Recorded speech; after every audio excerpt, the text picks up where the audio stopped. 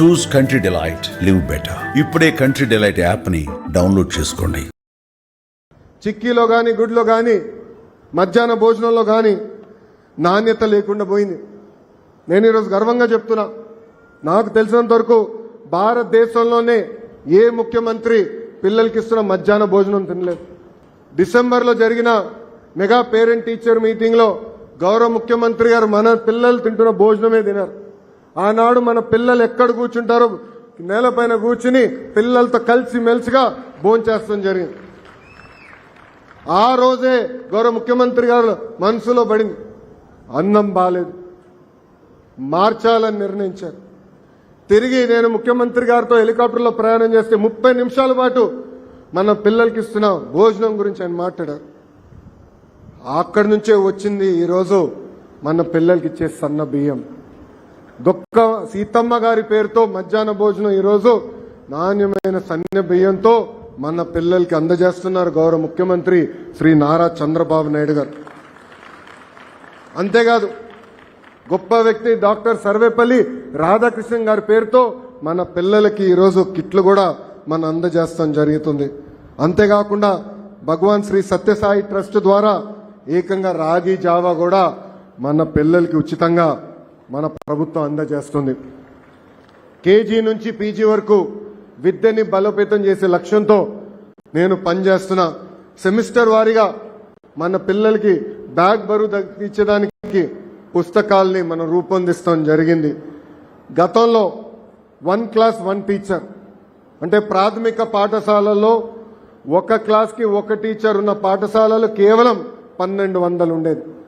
అలాంటిది మన ప్రభుత్వం అంటే ప్రజాప్రభుత్వం ఏర్పడిన తర్వాత ఆ సంఖ్యని 9600 పాఠశాలలకి తీసుకెళ్తాం జరిగింది.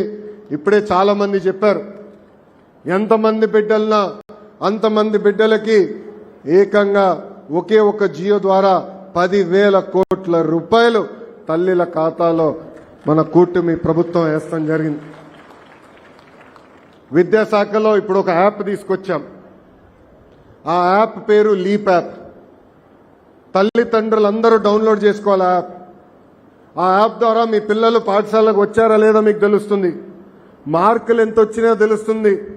అంతేకాకుండా మీరు ప్రభుత్వానికి ఏమైనా తెలియజేయాలంటే అంటే మధ్యాహ్న భోజన పథకం పైన కానివ్వండి, లేదంటే చేస్తున్న ఇతర కార్యక్రమాలపైన మీరు అభిప్రాయాలు తెలియజేయాలనుకుంటే ఆ యాప్ ద్వారా తెలియజేసే అవకాశం ఉంటుంది. ఇది 1st క్లాస్ నుంచి 12th క్లాస్ వరకు అంటే మీ పిల్లల మొత్తం చదువు ప్రయాణంలో ఒకే ఒక యాప్ ద్వారా మీకు ఆ వివరాలు కూడా ప్రభుత్వం అందజేయబోతుంది. Mega DSC నిర్వహించాం. ఉపాధ్యాయుల కొరత ఉంది. అందుకే ఎప్పుడు లేని విధంగా 16,347 పోస్టులు భర్తీ చేసి మెగా డిఎస్సి నిర్వహించాం. ఆగస్టు మాసంలో ఆ ఉపాధ్యాయుల్ని పాఠశాలలు కూడా పంపించే బాధ్యత మేము తీసుకుంటున్నాం. కాలం మారింది, విలువలు పడిపోయినాయి. ఇది గుర్తించి గౌరవ ముఖ్యమంత్రి నారా చంద్రబాబు నాయుడు గారు విలువలు కూడిన విద్య అందించాలని చెప్పారు. ఆయన నాయకత్వంలో శ్రీ చాగంటి కోటేశ్వరరావు గారిని కేబినెట్ ర్యాంక్ ఇస్తూ సలహాదారుడుగా నియమించారు. చాగంటి కోటేశ్వరరావు గొప్పతనం ఏంటో నేను చెప్పాలి. ఆయన కేబినెట్ ర్యాంక్ అయ్యారు, సలహాదారుడు. అంటే ప్రభుత్వమే భవనం ఇవ్వాలి, ఫోన్ ఇవ్వాలి, వాహనం ఇవ్వాలి. ఆయన తీసుకోలేదు.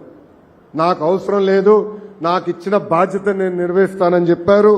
ఆయన నాయకత్వంలో ప్రత్యేకమైన పుస్తకాలు రూపొందించి మీ పిల్లలకు కూడా కూటమి ప్రభుత్వం అందజేస్తుందని ఈ సభాముఖంగా గర్వంగా నేను చెప్తున్నా.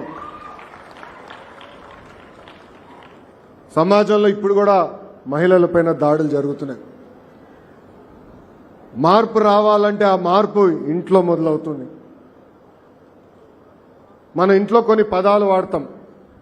గాజులు తొడుక్కున్నావా, చీర కట్టుకున్నావా, అమ్మాయిలాగా ఏడవద్దు, అమ్మాయిలాగా వ్యవహరించదంటాం.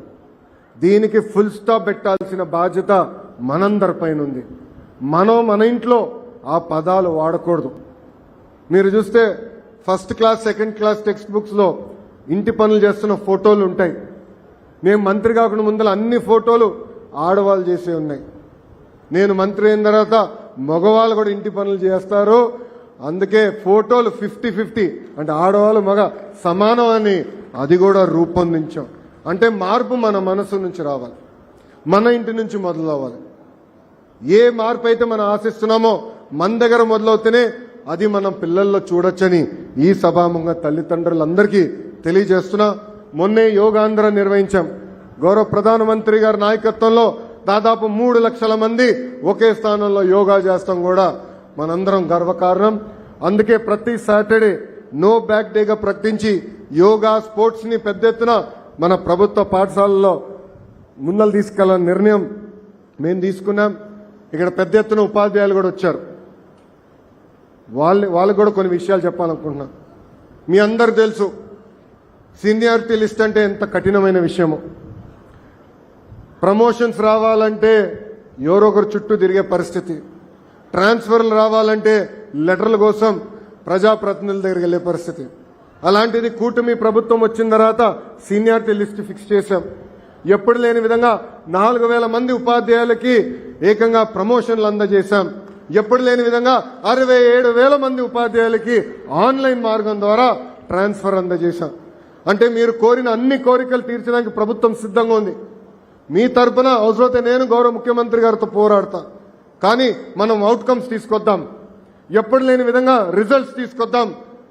ఎందుకంటే మనం కోరిన కోరికలన్నీ తీర్చడానికి ముఖ్యమంత్రి గారు సిద్ధంగా ఉన్నప్పుడు ఒక కానుకగా మన పిల్లలకి మెరుగైన విద్య అందిద్దాం, అద్భుతమైన ఫలితాలు అందిద్దామని ఈ సభాముఖంగా రాష్ట్ర వ్యాప్తంగా ఉన్న ఉపాధ్యాయులందరినీ నేను కోరుతున్నాం.